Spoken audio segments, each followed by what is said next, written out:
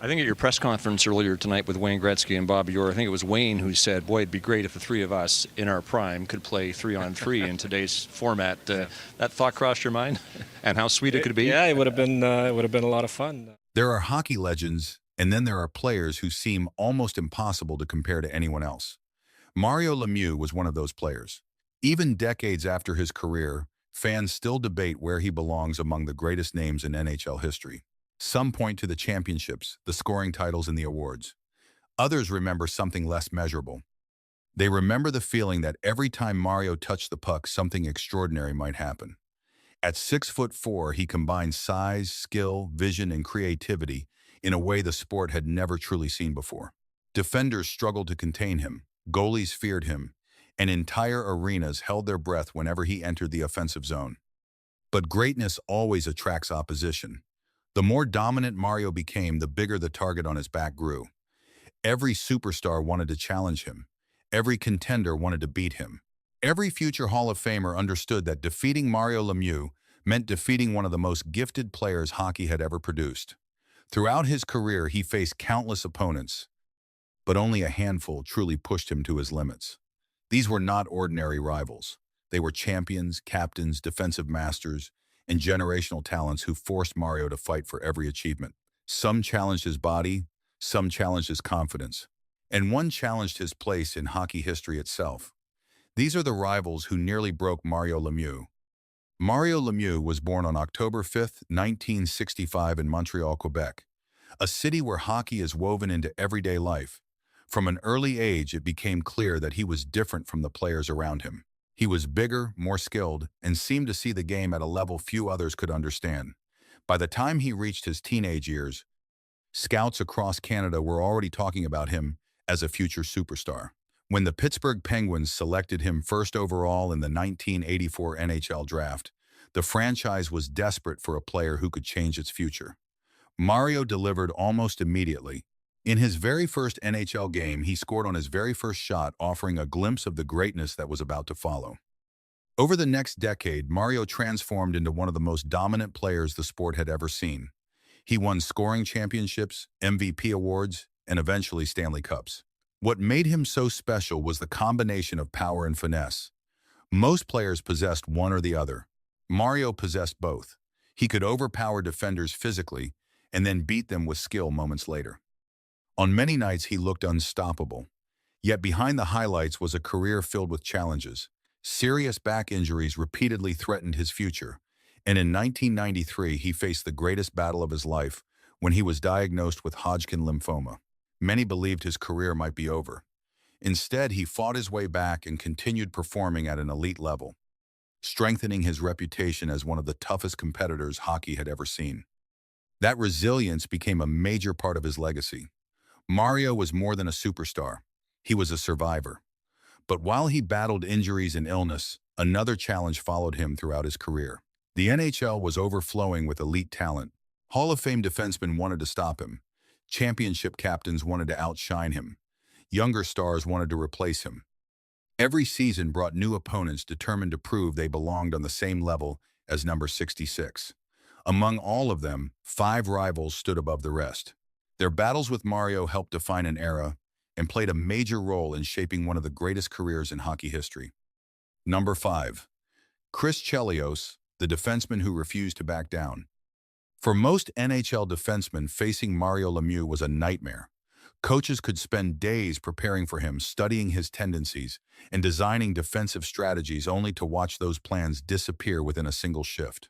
Mario had a rare ability to make elite defenders look ordinary. His size allowed him to protect the puck, his vision allowed him to spot opportunities before anyone else, and his hands allowed him to execute plays that seemed impossible. Many opponents respected him so much that they entered games, hoping simply to limit the damage. Chelios approached the challenge differently. He entered every game believing Mario could be stopped. By the late 1980s, Chelios had established himself as one of the premier defensemen in hockey. Playing first for the Montreal Canadiens and later for the Chicago Blackhawks, he built a reputation as a fierce competitor who never shied away from difficult assignments. The bigger the challenge, the more determined he became. That mentality made him one of the few players who seemed genuinely comfortable facing Mario Lemieux. While other defensemen often found themselves reacting to Mario's brilliance, Chelios focused on disrupting it before it could develop. He understood that chasing Mario around the ice was a losing strategy. Instead, he relied on positioning, discipline, and an exceptional understanding of the game. What made their rivalry so fascinating was the contrast in styles. Mario represented offensive creativity at its highest level. Chelios represented defensive resistance. Mario wanted freedom to create. Chelios wanted to eliminate that freedom. Every meeting between Pittsburgh and Chelios' teams became a battle between two completely different hockey philosophies. Mario would attack with skill and imagination. Chelios would counter with intelligence and determination. Neither player was willing to surrender an advantage, and every shift felt like a contest within the larger game. Unlike some defenders who relied primarily on physical intimidation, Chelios combined toughness with patience. He knew that becoming frustrated against Mario usually led to mistakes, and mistakes against Mario often ended in goals. Rather than chasing big hits, he concentrated on positioning himself correctly and forcing Mario into difficult decisions. Even when Mario succeeded, Chelios made sure nothing came easily. Every scoring chance required extra effort. Every rush up the ice faced resistance. Every game became work. Their battles earned the respect of hockey fans because they were built on competition rather than controversy. There were no dramatic feuds or headline-grabbing incidents. Instead, there was mutual respect between two players who understood exactly how difficult their jobs were.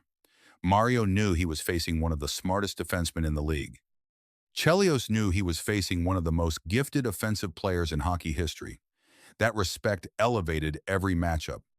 Perhaps the most impressive part of Chelios' challenge was its consistency. Year after year, while many opponents came and went, he remained one of the NHL's most reliable defensemen. His conditioning, work ethic, and determination allowed him to compete at an elite level for an astonishing length of time. As a result, Mario never had the luxury of assuming games against Chelios would become easier. They never did.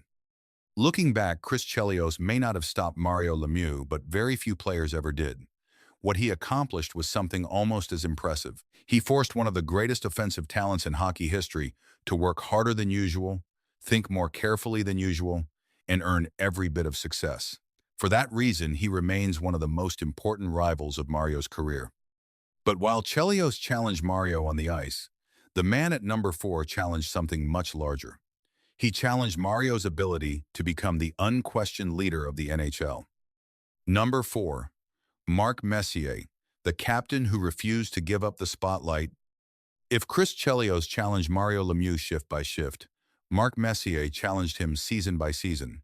Their rivalry was never defined by one famous hit, one controversial moment, or one unforgettable playoff series. Instead, it was built through years of competing for the same prizes, the same respect, and the same place among hockey's elite.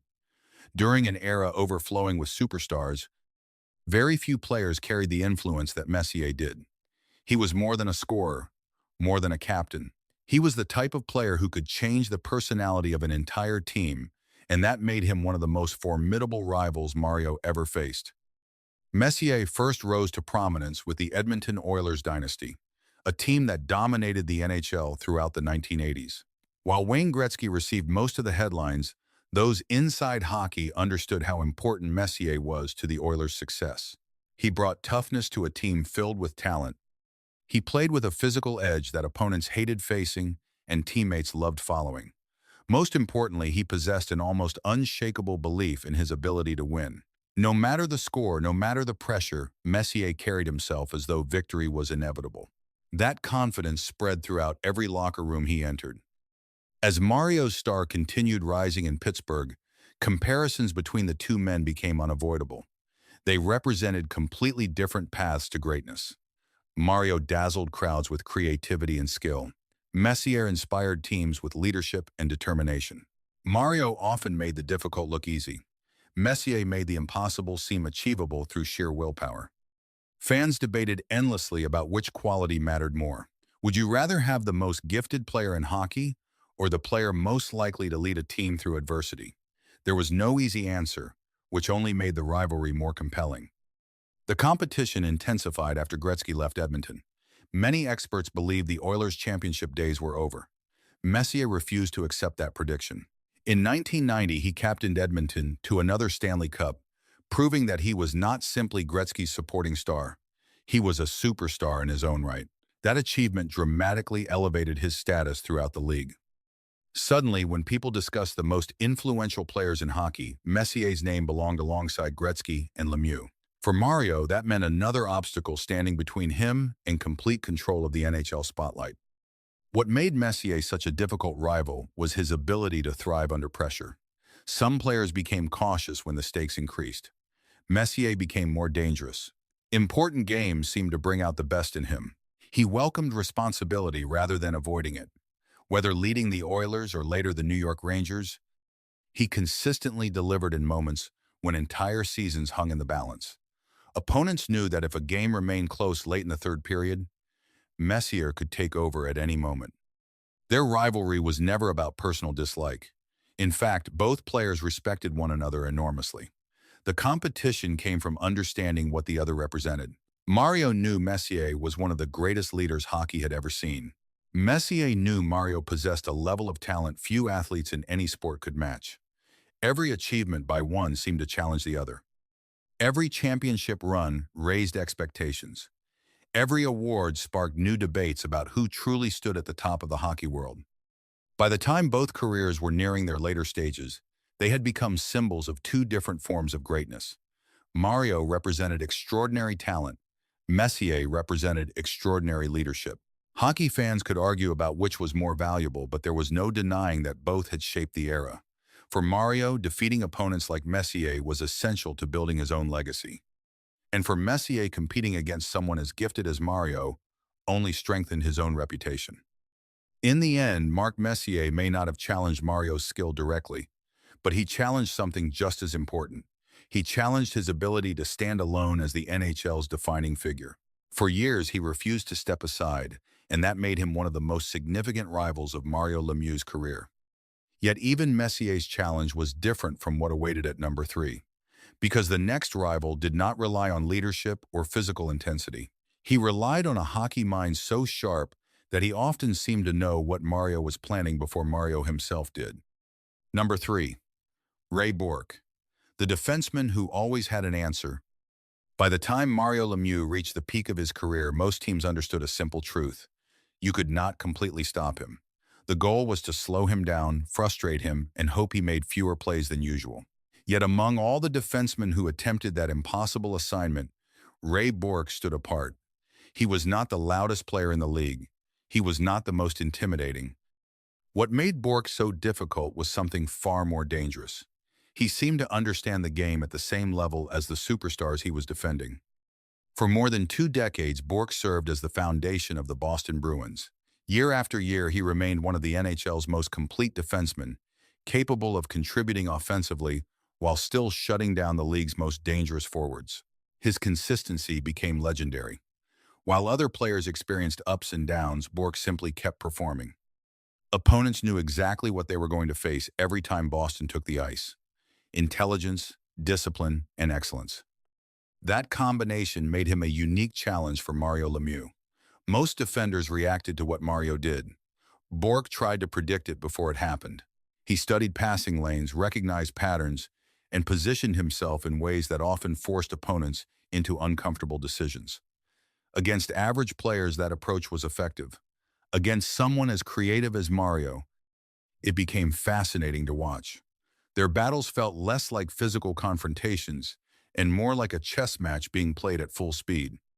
Whenever Pittsburgh and Boston met, fans witnessed 2 of the smartest players in hockey testing each other. Mario's greatest weapon was his imagination. He could see opportunities that others missed and create offense from situations that appeared harmless.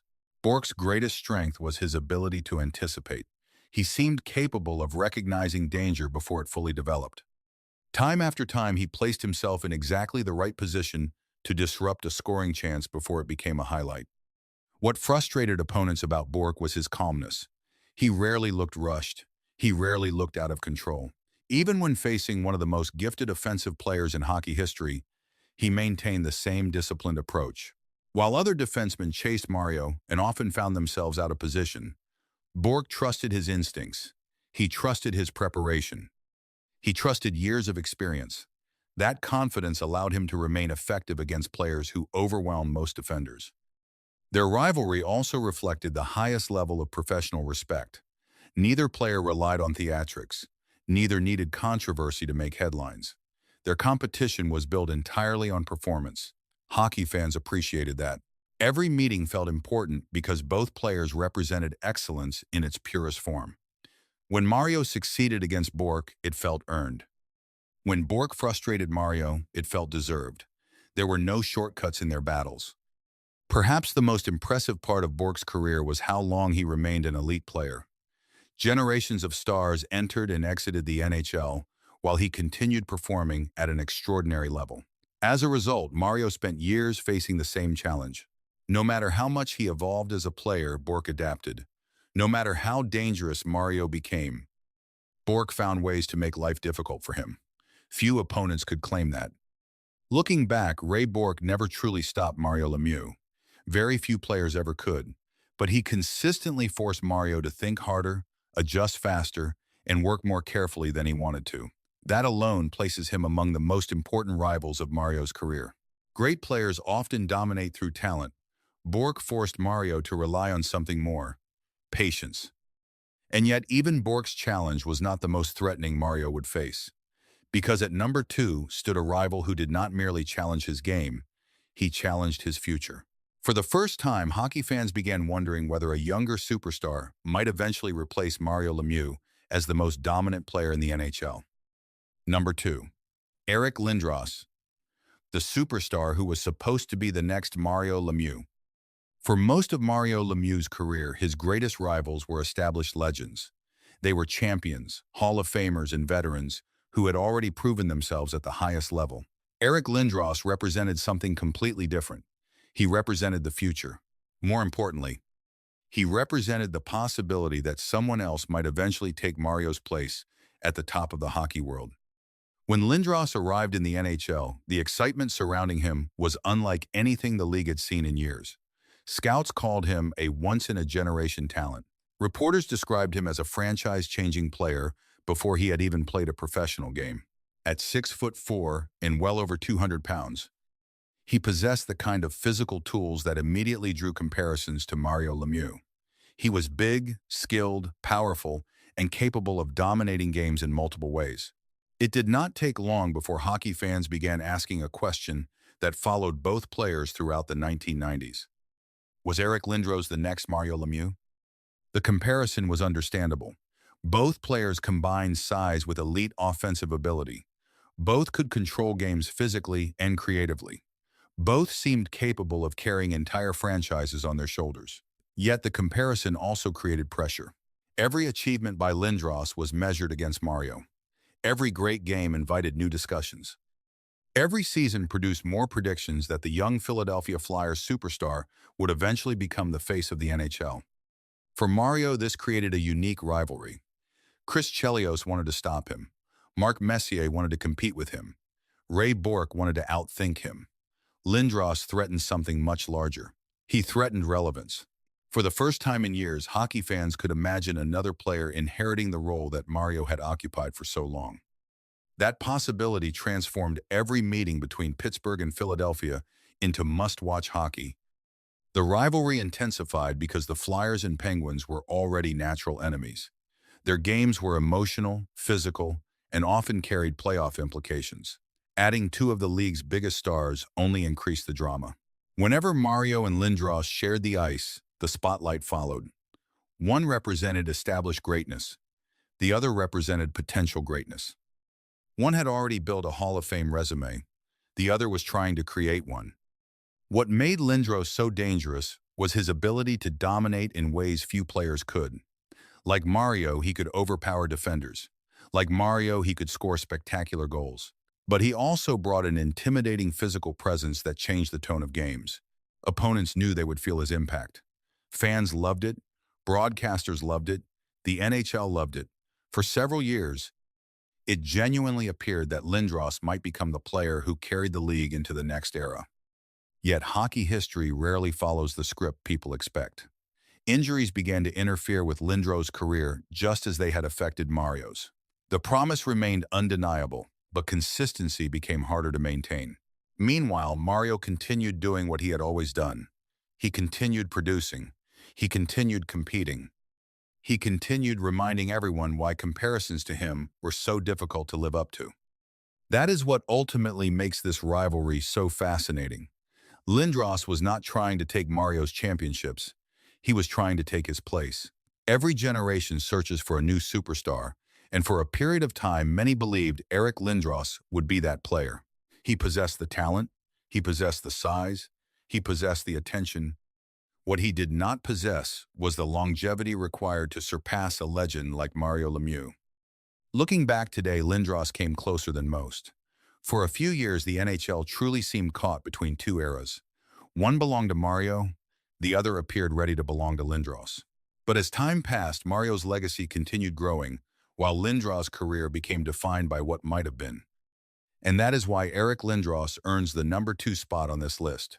Not because he defeated Mario Lemieux, but because he was one of the few players who made hockey fans wonder if someone else might eventually replace him. Yet there was still one rival left. One name that followed Mario from the moment he entered the NHL until the day he retired. One rival who challenged not just his future, but his place in hockey history itself. Number 1, Wayne Gretzky, the rival who defined Mario Lemieux's legacy. Some rivalries are created on the ice.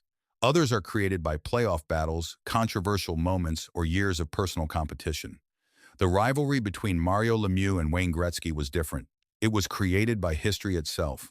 Long before they were teammates, long before they became friends, and long before their careers were compared by every hockey fan in North America. They were connected by one question that still sparks debate today. Who was the greater player? For Mario Lemieux, that question followed him throughout his entire career. Every scoring title, every MVP award, every championship, and every unforgettable performance eventually led people back to Wayne Gretzky. It was unavoidable. By the time Mario entered the NHL in 1984, Gretzky had already transformed the sport. He was breaking records at a pace nobody thought possible.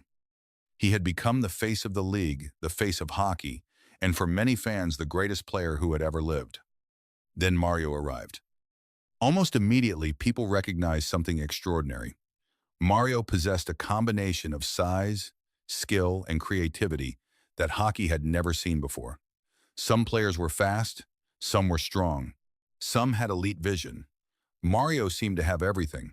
As his career developed, the comparisons grew louder. Many observers began asking whether Mario possessed more natural talent than Gretzky. It was a dangerous question because it challenged assumptions that many hockey fans considered untouchable. The debate quickly became one of the defining conversations of the era. Gretzky supporters pointed to the records. The numbers were overwhelming. Scoring titles, assists, points, championships, and achievements that still seem impossible today. Mario's supporters pointed to something less tangible. They argued that no player had ever combined physical dominance and offensive brilliance quite like Lemieux. They believed that if injuries and illness had not interrupted his career, he might have challenged every record Gretzky owned. What made the rivalry remarkable was the respect both men had for one another. Unlike many famous sports rivalries, there was no hatred, there was no bitterness. Instead, there was admiration.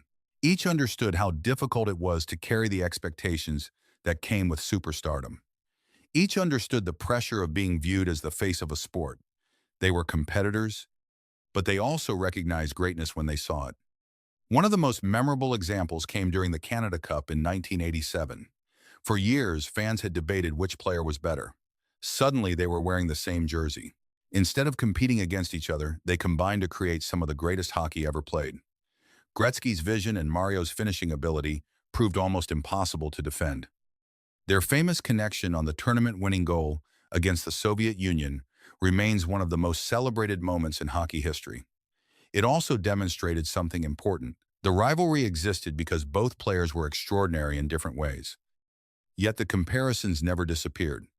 Every time Mario achieved something remarkable, people compared it to Gretzky. Every time Gretzky set another record, people wondered whether Mario could have matched it under different circumstances. Decades later, the debate remains alive because there is no perfect answer. Gretzky produced the greatest statistical career in hockey history. Mario produced a level of talent that many former players still describe as unmatched. That is why Wayne Gretzky stands at number one. He challenged something no other rival could challenge. He challenged Mario's place in history. Chris Chelios tested his toughness. Mark Messier tested his leadership. Bourque tested his intelligence. Lindros tested the future. Gretzky tested how future generations would remember him. In the end, neither man truly defeated the other. Instead, they elevated each other. Gretzky's greatness forced Mario to chase a standard that seemed impossible. Mario's brilliance forced people to reconsider what was possible in hockey. Together, they created one of the greatest debates in sports history and helped define an entire era of the NHL. For that reason, Wayne Gretzky was more than Mario Lemieux's greatest rival.